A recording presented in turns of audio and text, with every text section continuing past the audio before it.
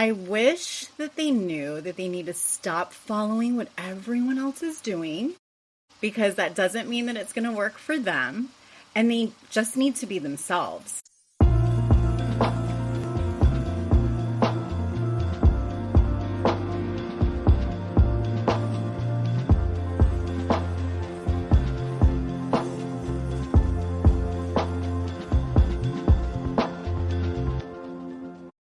Well, hey, welcome back to the Amanda Kaufman Show. And this week I'm joined by Ginna Tassanelli, and she is a marketing strategist, a speaker, CEO of Hype Media, where she helps established experts and brands turn their offline credibility into profitable online visibility. And when I say I wish that I met Ginna the day I decided to step out of corporate, I really, really mean it, you guys. She is very accomplished in marketing. She has over 24 years of experience in marketing and sales, including a decade leading campaigns at iHeartRadio. Ginna knows what it takes to cut through the noise and create real connection that converts. She is bold. She does not do fluff. And she has her signature visibility to profit system, which helps clients attract premium buyers, simplify their marketing, and scale without burnout. She's also a mom and an entrepreneur and lifelong storyteller. And she's also one of my friends that I met on Facebook because we use media to be social. Ginna, welcome to the show. Thank you so much. I'm so excited to be here. Thanks for the opportunity. Oh my gosh, my absolute pleasure.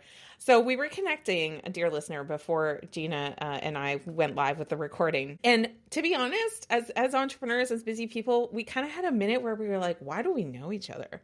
Right. You know, we knew that this was coming and everything. And then I'm like pulling up her file. I'm like, oh, you're Ginna.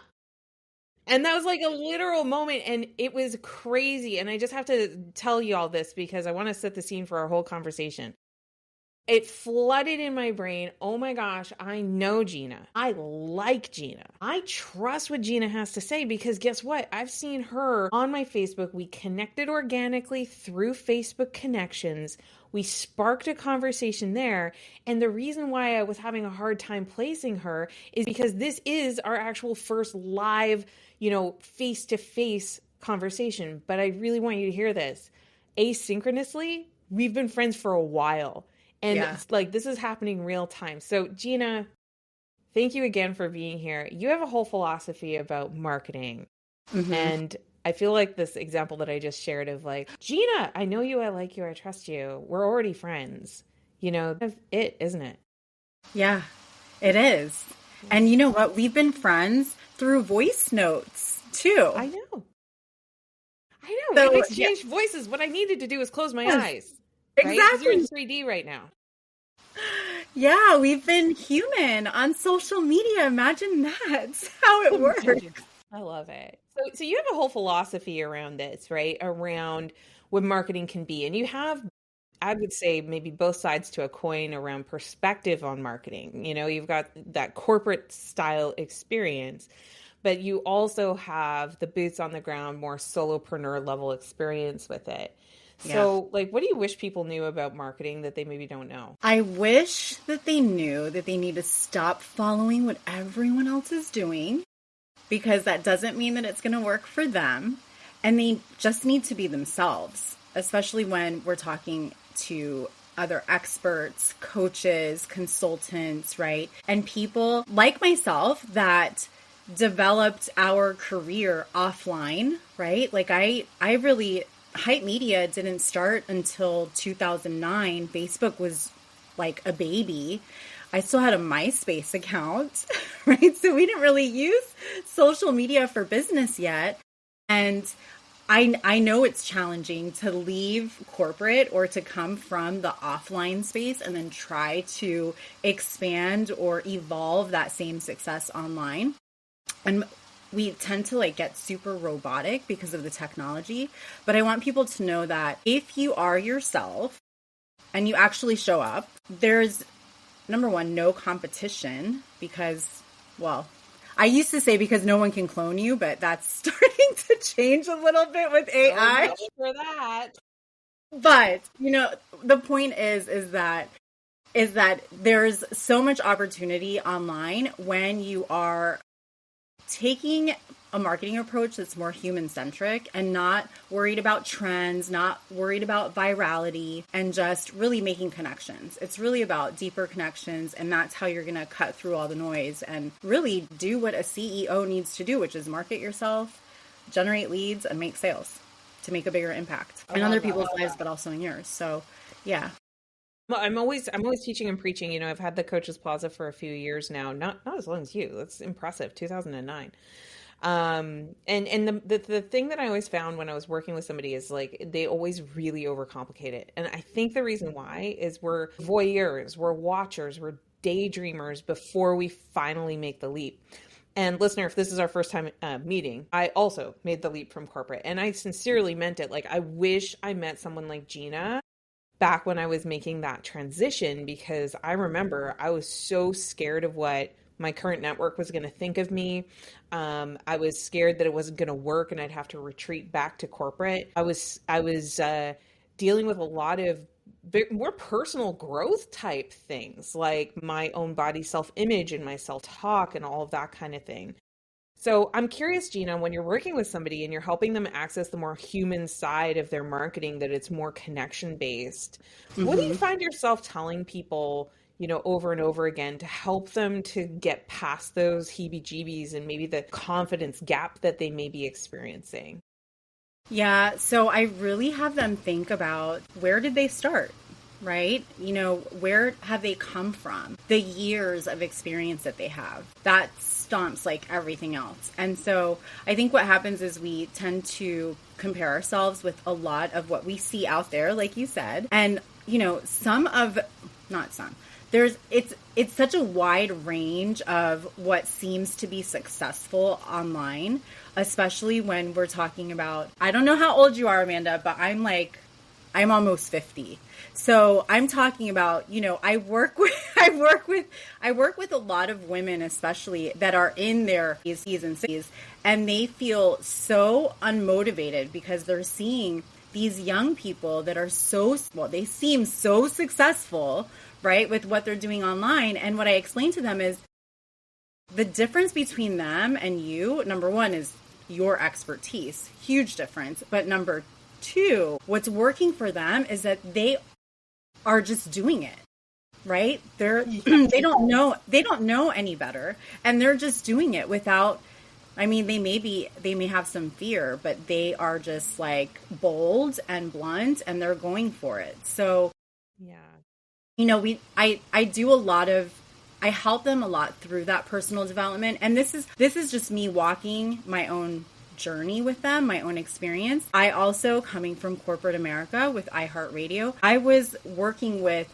regional and national brands. So I thought when I left corporate, okay, I need to have my fonts, my logo ready, my website. Like, I was ready to market myself like this huge corporate agency, like everyone was supposed to know me. And, you know, everything was very private. I didn't even have an Instagram. When I finally got Instagram, it was private. My business Facebook page was my logo, Hype Media. Like, nobody knew who Hype Media was. And so I quickly started to figure out that the missing piece and why I wasn't growing and scaling as fast as I thought that I should with all the experience I had is because I wasn't showing up as a personal brand, as myself. So I help them through that development of, you know, how to really package themselves as a personal brand, because we are all personal brands. Like, since the day we were born, we are a personal brand.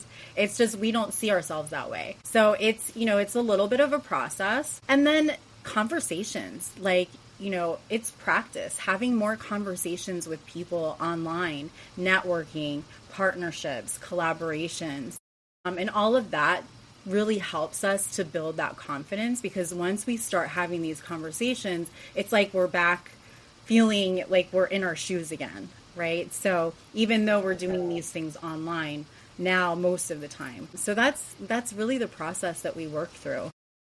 The word that's downloading right now is audacity. Mm-hmm. Oh, yeah.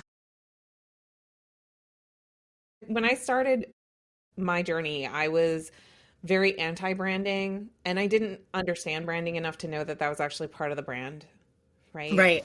But I tapped into some audacity to be like, oh, I was 2.5 years in my business too before I decided to do Instagram. So I'm Yeah. loving that you're saying that, because I wish it would be more normalized that it's like, it's scary to get up in front of everybody, right? Right. But if you have enough audacity, you'll do it. And I remember like one of the big things that I was super conscious about is I didn't identify with, kind of the Barbie branding. Mm-hmm. Yep. P.S. I love Barbie. But I didn't personally see myself as a Barbie, and I knew that there was I had a different vibe, I was a different sort of doll. And so I also felt like I had given a lot to corporate in terms of how I showed up and presented myself. So, the for the first few years of my business, you never saw me without sparkles on my nails, because I would not dare in a corporate context to walk in with sparkles on my nails. And, there were things like that, and also not wearing makeup all the time and things like that. And I know I'm all made up today, but the audacity to turn the damn camera on even without makeup was absolutely unlocking for me, because I realized how it felt so scary, but the reality was I got to connect with people like you. Yeah. Yeah. That's so that's the beauty of it, honestly. I love it. And I love that you're talking about showing up on camera, because that is one of the things outside of, really honing in that, yes, I am a personal brand. Outside of that, I would say that the real start to what allowed my business to really start to multiply and scale and grow with visibility, and then with attracting collaborative partners and referral partners, was when I started showing up on video. And it's one of the things that as an agency we get hired to do for other personal brands and experts and corporate brands, is to create their live stream shows, because I'm so passionate about teaching, showing up on video and having the confidence to do so, because of my own experience through that. I mean, I used to have and I say this, I'll say it here, I used to literally get off of a live video, which maybe lasted 10 minutes, and have just huge armpit sweats underneath my arms from being so nervous. I was terrified. Yes, I was terrified, but now it is so much fun. I love showing up on camera, because you really get to connect with the audience, and they get to hear your voice and see your personality. And I speak a lot with my hands and, all that fun stuff, but it's so important. So that's another thing that I love to share with my clients and to really practice and help them through and coach them through, is showing up on video. It makes such a huge difference, especially on social media. So I love that you mentioned this. And, I really want to get your opinion on this. The world's changing so fast. Mm-hmm. There's tools now that people can create their AI twin, and they can create all this content that is, it looks like, it moves like, it sounds sort of like. What role do you see AI playing for people? And, where are we headed with all of that when it comes to a personal brand, do you think? I know that's maybe a big question. Yeah. We can have a whole nother episode maybe about it, but just some No, initial no. thoughts. I love it. So, it's interesting. I'm in a lot of communities, a lot of containers with people that are really just diving full in with AI, with AI twins, or I call it my AI cousin. And some are using those for their brand shoots. I'm I don't personally, I'm not for that. That's not my thing. Especially for me, I have a 19-year-old daughter, and I'm like, why do I want to, put myself out there as something that sort of looks like me, maybe a lot better, when I embrace myself, my body, the way that it is. So that's kind of the perspective that I take with the AI photos, the brand photos. Now the videos, I will say, last week, at the time that we're recording this, last week I did do a video through Sora 2 to test that out. It was super fun. I'm cracking up at myself. My kids and my husband are like, that is so cringy, do not post it, but I did. So if you follow me, it's out there. But it's definitely not me, and I made it super funny, so it doesn't look like me. So it's I think it's fun in a sense, but for entertainment. But when people are using it to literally clone themselves, I've even seen podcast clones, right? Where it's It's not you, but it's a clone of you on video doing a podcast and having a whole podcast show, like an entire series. For me, it's just not my cup of tea. Yeah, I hear that. I think a lot about the economy that we're in and how all this stuff is changing. Mm-hmm. And I think of it like you're an artist, you're a creator. And the thing that I had to learn in terms of monetizing is like, look, there's consumers and there's creators. And as a creator, just like any other artist, you have so many choices when it comes to the medium. But when Mm-hmm. it comes to like, well, what are you trying to say? And Right. are you saying something that people can follow along with and want to be a part of? Perhaps there's a world where the AI is so good and so strong, is really supportive of your message. And maybe Right. that's not as far away as we think, but I love your perspective of like the humanity and like flaws and all. I Mhm. find myself when I use AI tools, even just for editing pictures, it's Yeah. like I can add like a little contour, right? Like I can, you asked me earlier, dear listener, I'm 40. And just like any other person, I have my flaws, and something I really want to just sort of add to that. Yes, and I feel that people make relationships not primarily over the imperfections, but rather around like what are we building towards? What are we growing towards? Which also means embracing like the flaws that you have. Do I find them cute? Do I find it endearing that you're working on these things? Do I find relation with you that we're working on these things together? And if so, then that's actually been the foundation of a lot of friendship, is the flaws and the darkness and the shadows. And the Right. thing about AI is that it's so tempting to just erase all of it. Hmm. And when you erase all of it, then there's less for us to connect over. So I tend to be in your camp. I do think that the AI can be a really interesting medium, but we can't lose the artist. Right. Yeah, Yeah. Absolutely. love it. Gina, if people wanted to follow you and keep up with your genius, what's the best way to do that? Facebook. Facebook is the best way for sure. I'm all over the place, but I'm always there. I love it. So good. Listener, give Gina a follow. We'll make sure that her link is in the show notes along with all of her other resources. Gina, thank you so much for being here. Thank you. This was super fun. I loved it. Yes, me too. And listener, don't forget, if you loved this whole authentic conversation around real human marketing, make sure you grab the link and share it with 3 of your dear friends who need to hear that they need to be themselves, that they need to show up with authentic connection. Just share it with 3 people who would definitely benefit from that message. And by the way, if you want to continue to support this show, there's 2 things you can do. Number 1, hit the subscribe button so then you never miss another episode. And number 2, if you're loving what we're doing around here, we love you too. And a quick, honest review goes a super long way. When people are trying to decide what to listen to or whether to spend time with something, those reviews help a lot, and we always really appreciate it. Until our next show, we will see you and do what matters. Until then, all right, my friends, goodbye.